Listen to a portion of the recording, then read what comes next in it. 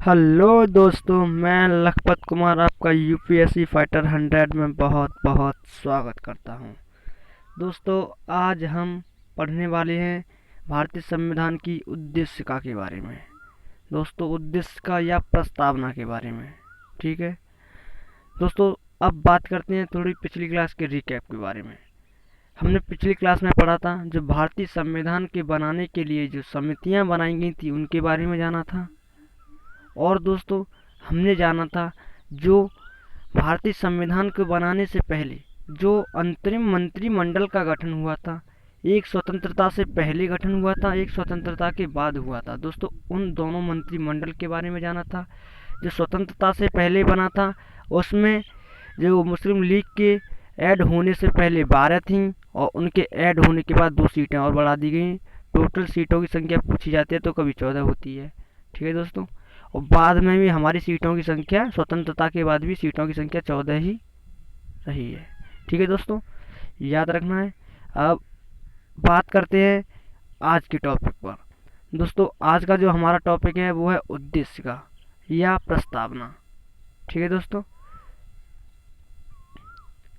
ये प्रस्तावना से आपके दिमाग में आ रहा होगा, हमने पिछली क्लास में भी तुम्हें पढ़ाया था। उसमें था 13 दिसंबर 1946 को। ठीक है दोस्तों, 13 दिसंबर 1946 को सबसे पहले संविधान सभा में पंडित जवाहरलाल नेहरू द्वारा प्रस्तावना या उद्देशिका पेश की गई थी। ठीक है, इसे मान्यता मिली थी, वो मिली थी 22 जनवरी 1947 को। यानी पूरी संविधान सभा द्वारा इसे मान लिया गया कि चलो ये सही है, हम इसके अनुसार संविधान को बनाएंगे या इसके अनुसार हम संविधान की रचना करेंगे। ठीक है दोस्तों, इसके अनुसार संविधान भी बनाया जाता है। दोस्तों, अब वो उद्देशिका क्या थी, अब हम ये भी जानेंगे, क्योंकि उद्देशिका जब तो पेश की गई थी हमें नहीं मालूम था, हमने यही बताया था। लेकिन आज अब उद्देशिका को देखेंगे वो वास्तव में है क्या, उसमें क्या लिखा हुआ था। और दोस्तों, ये उद्देशिका पूरे संविधान का आयन कहते हैं, यानी पूरे संविधान का निचोड़ है। जैसे तुमने देखा होगा किसी फिल्म में, फिल्म आने से पहले उसका ट्रेलर आता है ना, तो उसमें पूरी फिल्म के बारे में जगह जगह से सीन लिए जाते हैं। इसी प्रकार हमारी जो उद्देशिका है पूरे संविधान का आयन है, यानी पूरी फिल्म का ट्रेलर है। यहाँ पर जगह जगह से सीन लिए गए हैं और जो महत्वपूर्ण हैं वो लिए गए हैं। ठीक है, इसीलिए ये हमारे लिए बहुत ज़रूरी है। ठीक है, अब दोस्तों, हम यहाँ पर एक एक शब्द के बारे में तुम्हें अभी बताते जाएंगे। ठीक है, ये हमारी प्रस्तावना क्या है ये चलो देखते हैं। हम भारत के लोग भारत को एक संपूर्ण प्रभुत्व संपन्न समाजवादी पंथनिरपेक्ष लोकतंत्रात्मक गणराज्य बनाने के लिए तथा उनके समस्त नागरिकों को सामाजिक, आर्थिक और राजनीतिक न्याय, विचार, अभिव्यक्ति, विश्वास, धर्म और उपासना की स्वतंत्रता, प्रतिष्ठा और अवसर की समता प्राप्त कराने के लिए तथा उन सब में व्यक्ति की गरिमा और राष्ट्र की एकता और अखंडता को सुनिश्चित कराने वाली बंधुता बढ़ाने के लिए दृढ़ संकल्प होकर अपनी इस संविधान सभा में आज तारीख 26 नवंबर 1949 ईस्वी मिति मार्गशीर्ष शुक्ल सप्तमी संवत 2006 विक्रमी को एतत् द्वारा इस संविधान को अंगीकृत, अधिनियमित और आत्मप्रत करते हैं। दोस्तों, यही हमारी प्रस्तावना रही है यहाँ तक, ये याद होना ज़रूरी है। और जो गवर्नमेंट का जो व्यक्ति या जो कैंडिडेट हमारी सरकार के हिस्सा बनना चाहते हैं तो उन्हें तो ये याद होना भी ज़रूरी है। ठीक है, और जो सिविल सर्वेंट बनना चाहते हैं उन्हें तो पक्का 100% याद होना ये ज़रूरी है ही है। ठीक है दोस्तों, चलो इसके कुछ शब्दों के बारे में तुम बता दें। क्योंकि आगे हमें पेज में पढ़ना होगा यही, तो आगे के पेज से पहले हम यहीं पे तुम्हें बता देते हैं कुछ शब्दों के जो अर्थ बहुत ज़रूरी है। सबसे पहला शब्द होता है दोस्तों प्रभुत्व संपन्न। प्रभुत्व संपन्न से मतलब होता है दोस्तों हमारा भारत किसी दूसरे देश पर डिपेंड नहीं है, हमारे पास सब कुछ है, हम अपना निर्णय स्वयं, हमारा देश अपना निर्णय स्वयं ले सकता है, किसी दूसरे देश के ऊपर डिपेंडेंट नहीं है, हम प्रभुत्व संपन्न हैं। ठीक है दोस्तों। दूसरा शब्द आता है समाजवादी। समाजवादी से मतलब होता है दोस्तों हमारा देश जो किसी एक विशेष वर्ग की तरफ न सोचकर पूरे समाज के बारे में सोचेगा, या किसी एक व्यक्ति की तरफ न सोच करके पूरे समाज का कल्याण की भावना रखेगा। ठीक है दोस्तों। तीसरा आता है पंथ निरपेक्ष। पंथ निरपेक्ष या धर्मनिरपेक्ष कह सकते हैं। धर्मनिरपेक्ष होता है दोस्तों या पंथ निरपेक्ष का मतलब होता है हमारा देश किसी एक धर्म को वरीयता नहीं देगा, मतलब यह सभी धर्मों को समान रूप से देखेगा, समान रूप से जानेगा, समान रूप मतलब बराबरी के हिसाब से देखेगा। ठीक है दोस्तों। नेक्स्ट हमारा जो शब्द आता है लोकतंत्रात्मक।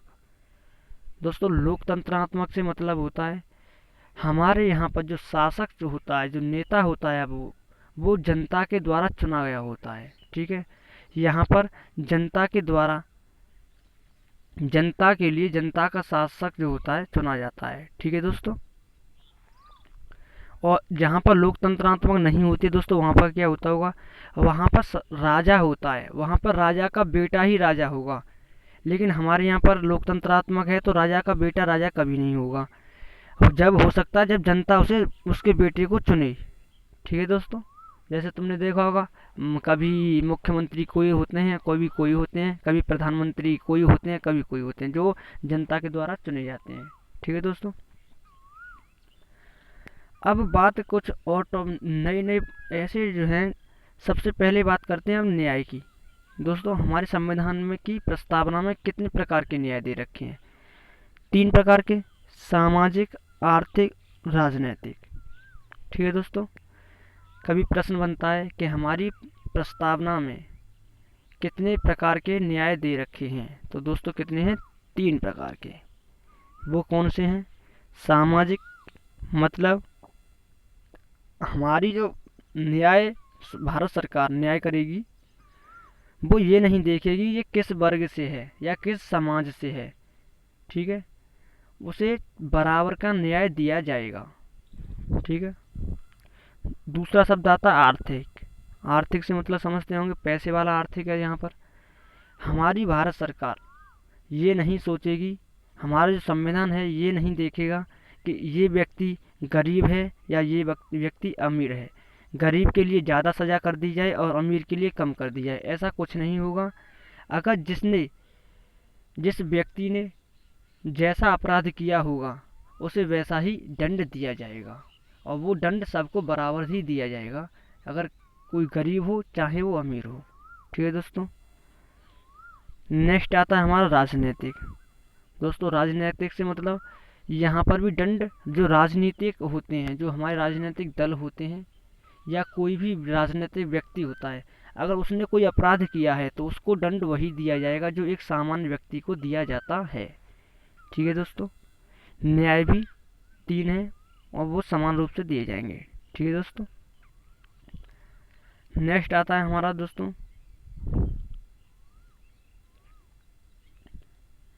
विचार, अभिव्यक्ति, विश्वास, धर्म और उपासना की स्वतंत्रता। अब दोस्तों स्वतंत्रता कितने टाइप की दे रखी है हमारे संविधान में? 1, 2, 3, 4, 5। टोटल मिला के स्वतंत्रता कितने टाइप की हो गई? 5 प्रकार की।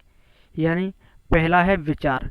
दोस्तों हम जो चाहें अपने मन में विचार ला सकते हैं, यानी हम कभी तो सिविल सर्वेंट का मतलब बनने का विचार ला सकते हैं, कभी हम राज्य के लिए बन सकते हैं। ठीक है दोस्तों। राज्य सरकार में जाने का विचार रख सकते हैं, वो हमारे ऊपर है, हम चाहें जौन सा विचार रख सकते हैं अपने माइंड में। ठीक है दोस्तों। नेक्स्ट आता है शब्द हमारा अभिव्यक्ति। अभिव्यक्ति से होता है दोस्तों दर्शाना, मतलब हमें अपने विचारों को अभिव्यक्ति करना है या दर्शाना है। हम दोस्तों अपने विचारों को अभिव्यक्ति कर सकते हैं, यानी दर्शा सकते हैं सबके सामने कि ये नेता सही है, ये खराब है, दोस्तों अगर हम किसी की ये कहें कि ये नेता सही नहीं है, ये काम सही नहीं कर रहा है, ठीक है, तो वो हमारे खिलाफ कोई एक्शन नहीं ले सकता, क्योंकि हम अपने विचारों को अभिव्यक्ति अपने अनुसार बता रहे हैं ना। वो चाहे वो कुछ भी कर रहा हो, वो चाहे सही कर रहा हो चाहे गलत कर रहा हो, लेकिन हम अपने अनुसार बता रहे हैं कि वो गलत कर रहा है, ठीक है।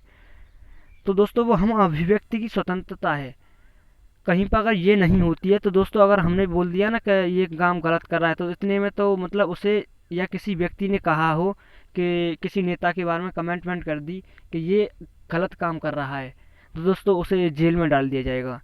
लेकिन यहाँ पर ऐसा नहीं है, यहाँ पर भाई उस व्यक्ति को अभिव्यक्ति करने की स्वतंत्रता है, लेकिन स्वतंत्रता तो है, लेकिन दूसरे व्यक्ति का जो अधिकार होते हैं उनका हनन नहीं होना चाहिए, ठीक है दोस्तों। नेक्स्ट हमारा शब्द आता है विश्वास। दोस्तों तुम जहाँ पर जिस चीज़ पर, जिस व्यक्ति पर विश्वास करना चाहो उस पर तुम कर सकते हो, तुमसे भारत सरकार या हमारी संविधान कुछ रोकने वाला, रोक टोक करने वाला नहीं है, ठीक है। नेक्स्ट हमारा जो शब्द आता है वो है धर्म। दोस्तों तुम जिस धर्म में रहना चाहते हो उस धर्म में रह सकते हो, तुमसे कोई, या भारत सरकार या भारतीय संविधान कुछ रोकने वाला नहीं है, कोई व्यक्ति रोकने वाला नहीं है। दोस्तों तुम जौन जित मतलब जिस जौन सा चाहो, जौन सा धर्म तुम अपना सकते हो।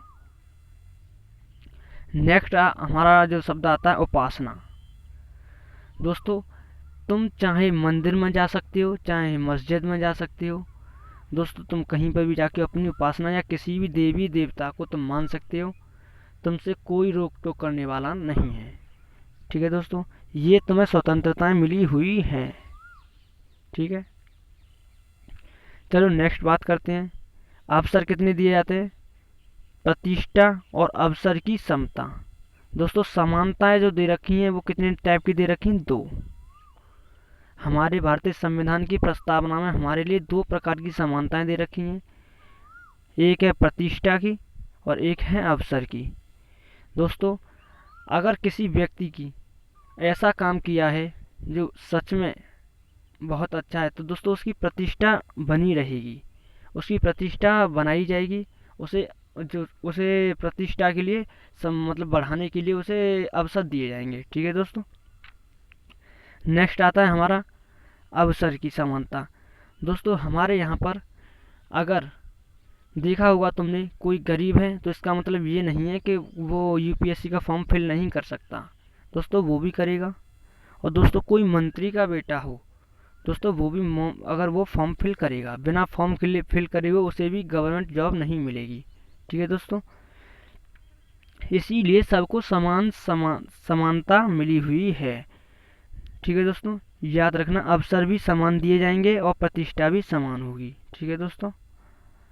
ये हमारे मेन पॉइंट थे, ये हमारे जो प्रस्तावना की विशेषता भी कह सकते हैं, ठीक है दोस्तों।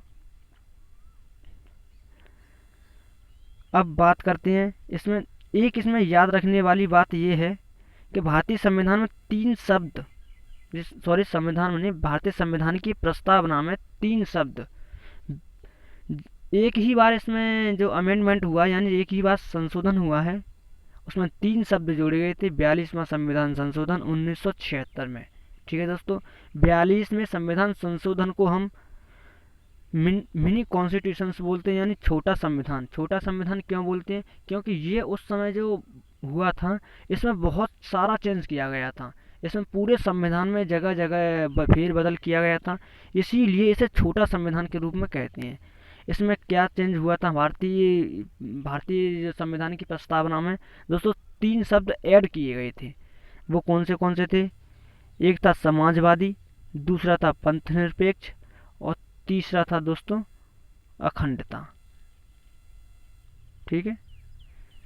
ये यहाँ पर मैंने लिखा है दोस्तों, नोट करके। उद्देश्य का में केवल एक बार संशोधन किया गया है, वो है 42वां संविधान संशोधन 1976। तीन शब्द जोड़े गए, समाजवादी, पंथ निरपेक्ष और अखंडता, ठीक है दोस्तों। ये तुम्हें याद रखना है, बहुत बार परीक्षा में यही पूछा जाता है, ठीक है।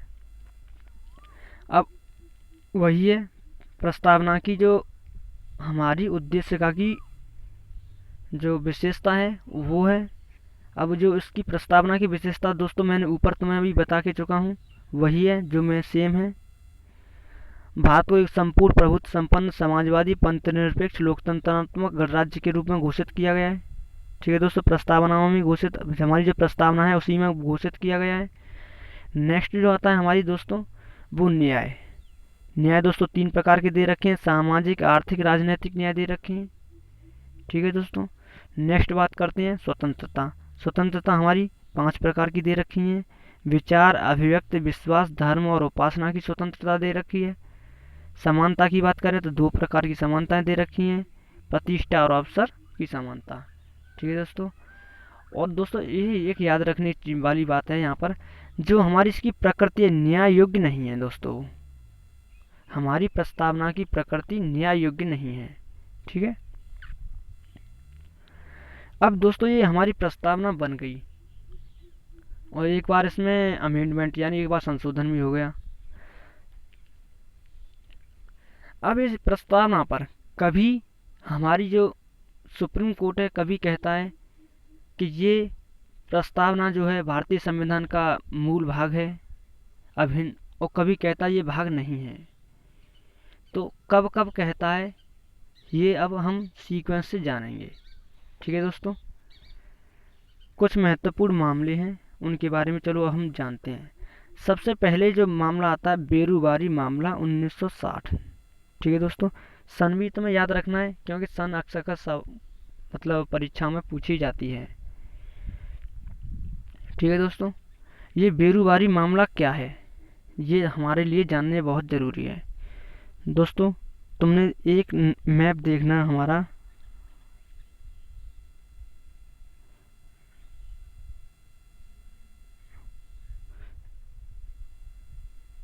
ये जो बांग्लादेश वाला है ना, बांग्लादेश वाला मैटर, यहाँ पर चौकियों को मिलाते हुए, ठीक है बिंदी बिंदी सी मैं बना रहा हूँ यहाँ पर, उन चौकियों को मिलाते हुए रेड क्लिफ ने पूर्वी पाकिस्तान के रूप में बांग्लादेश को बनाया। ठीक है दोस्तों, यहाँ पर जो था पश्चिमी पाकिस्तान था, यहाँ पर पूर्वी पाकिस्तान था। ठीक है, पूर्वी पाकिस्तान में के बॉर्डर के सहारे ये था हमारे भारत में था। ठीक है, बेरुबाली जगह एक बेरुबारी, ठीक है दोस्तों, गांव था एक। अब वो बेरुबारी जगह जो थी जो बांग्लादेश जो था यानी पाकिस्तान जो था पूर्वी पाकिस्तान, उसने इस पर अपना अधिकार जमाया। अब अधिकार जमाने के 2 इसने वजह बताई। एक तो थी कि बेरुबारी में जो मुस्लिम कैंडिडेट जो थे उनकी 90% जनसंख्या होना। ठीक है, और एक इन्होंने बताई कि ये बिल्कुल सीमा पे सटीक है, ये हमारी सीमा के अंदर आता है। ठीक है दोस्तों, इन्होंने ये 2 कारण बताए। अब इसने जो यानी पूर्वी पाकिस्तान ने इसे बेरुबारी को अपने देश में लेने के लिए कोशिश की। तो बांग्लादेश और हमारे देश के प्रधानमंत्रियों के बीच एक बैठक हुई और जिसमें एक समझौता हुआ। उस समझौते में क्या हुआ कि बेरुबारी जो जगह थी वो बांग्लादेश को देने की घोषणा की गई, मतलब देने की बात कही गई थी। ठीक है दोस्तों, अगर बेरुबारी जब जगह दूसरे देश में जाएगी तो हमारी भारत की जनता ने थोड़ा विद्रोह सा कर दिया कि मतलब हमारे देश का हिस्सा तुम दूसरे देश को ऐसे क्यों दे सकते हो और कैसे दे सकते हो, ऐसा नहीं हो सकता। तो अब दोस्तों बात राष्ट्रपति जी तक पहुंचती है। अब राष्ट्रपति जी अनुच्छेद 143 के तहत 143 के तहत दोस्तों अनुच्छेदों के बारे में हम आगे क्लास में पढ़ेंगे। चलो 143 के तहत 143 में ये प्रावधान है कि जो राष्ट्रपति जी हैं सुप्रीम कोर्ट से किसी मामले पर विचार विमर्श मांग सकते हैं, यानी अब उस सुप्रीम कोर्ट की राय मांग सकते हैं। ठीक है, यहाँ पर सुप्रीम कोर्ट की राय मांगते हैं तो सुप्रीम कोर्ट कहता है कि प्रस्तावना जो है मूल भाग नहीं है और ये चेंज मतलब इसमें कॉन्स्टिट्यूशन अमेंडमेंट किया जाए और वहाँ पर होता है 9वां संविधान संशोधन। ठीक है, 368 के तहत 9वां संविधान संशोधन किया जाता है और बेरूबारी जगह को पाकिस्तान को दे दिया जाता है।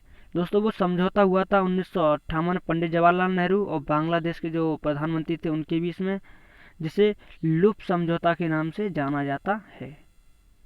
ठीक है दोस्तों, अब बात आती है कि बेरूबारी समिति में जो हमारी सुप्रीम कोर्ट था उसका क्या फैसला था। उसने कहा था प्रस्तावना संविधान का अंग नहीं है।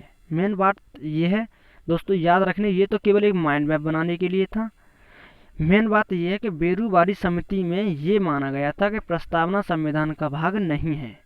ठीक है, अब नेक्स्ट जो टॉपिक आता है दोस्तों, दूसरा आता है, अब तो चलो भाग नहीं है, कोई बात नहीं, आगे चलते हैं। फिर एक और मामला आता है, वो है गोलखनाथ बनाम पंजाब राज्य। ठीक है दोस्तों, ये कुछ मूल अधिकारों से संबंधित था। इसकी जो सन थी 1967 में थी। ठीक है दोस्तों, इसमें क्या माना गया, इसमें माना गया कि संविधान जो है, संविधान प्रस्तावना जो है संविधान की मूल आत्मा है, यानी प्रस्तावना जो है, यानी उद्देश्य का जो है वो संविधान की मूल आत्मा है। ठीक है, चलो उसने नहीं माना, इसने मान लिया। दोस्तों नेक्स्ट जो आता है, बहुत फेमस मुद्दा आता है, वो है केशवानंद भारती बनाम केरल राज्य 1973। दोस्तों ये बहुत इम्पोर्टेंट है, इसकी डेट पूछी, जिसकी जो सन है वो पूछी जाती है और इसमें क्या माना गया था। ठीक है, ये भी पूछा जाता है। दोस्तों केशवानंद भारती बनाम केरल राज्य में, इसमें सबसे बड़ी जजों की पीठ बैठी थी, वो थी 13 जजों की पीठ बैठी थी, यानी जो फैसला लिया गया था वो 13 जजों द्वारा लिया गया था। ठीक है, इसमें दोस्तों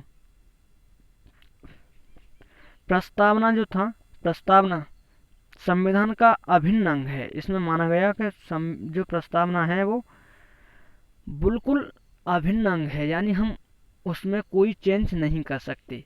हमारी जो प्रस्तावना है वो ऐसी की ऐसी रहेगी, उसमें हम केवल शब्द जोड़ सकते हैं, उससे हम कुछ घटा नहीं सकते। ठीक है दोस्तों, प्रस्तावना में हम कुछ जोड़ना चाहें तो जुड़ तो सकता है, लेकिन हम उससे कुछ कम करना चाहें तो कम नहीं हो सकता। प्रस्तावना संविधान का अभिन्न अंग है, यानी उसका हिस्सा है। ठीक है, और नेक्स्ट इसमें बात रखी गई थी,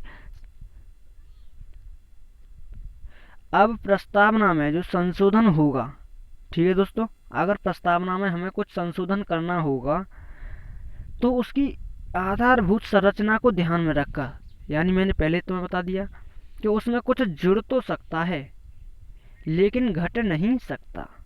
ठीक है दोस्तों, अब नेक्स्ट जो केस आता है वो है बॉम्बई बनाम यूनियन ऑफ इंडिया। यह है 1994 में।